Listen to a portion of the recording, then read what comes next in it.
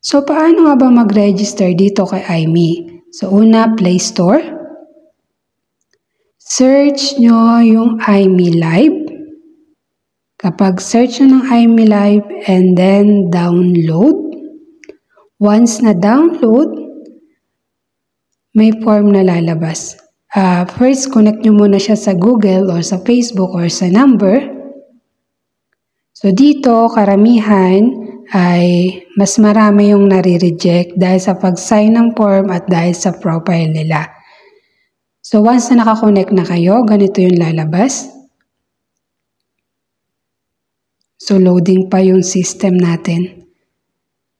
So, ito yung form, gender, and then birthday and invitation code. Sa invitation code, kahit wala naman pwede.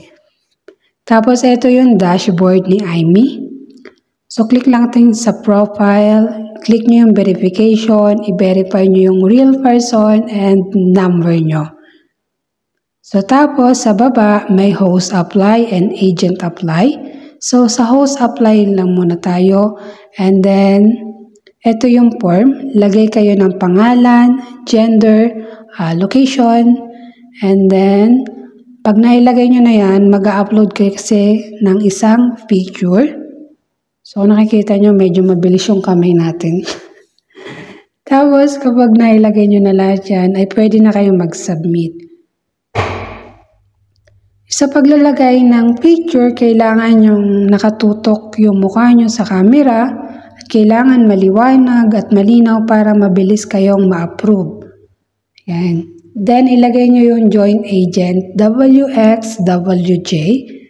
Kapag nailagay nyo na, ay kailangan na itong isubmit. So, nanginginig pa kasi yung kamay ko. Sorry naman. Then, submit. Tagal. And then, may lalabas na start live trial. So, dapat dito ay kala mo ka estatwa sa pag-live. So, una ay maglalagay tayo ng pangalan at maglalagay ulit tayo ng profile. So, bakit nga ba sila nare-reject? Dahil dito sa paglalagay ng profile. So, itap lang natin yan. So, ito kasi yung pwedeng ilagay na profile, yung ganitong style. Tapos, ito rin yung wrong live cover. Yan. So, once na nakapaglagay na tayo ng cover at may check na ang ating cover, it means pwede na tayo mag-start live. So, dito sa application na to, ganun lang kadali mag-sign.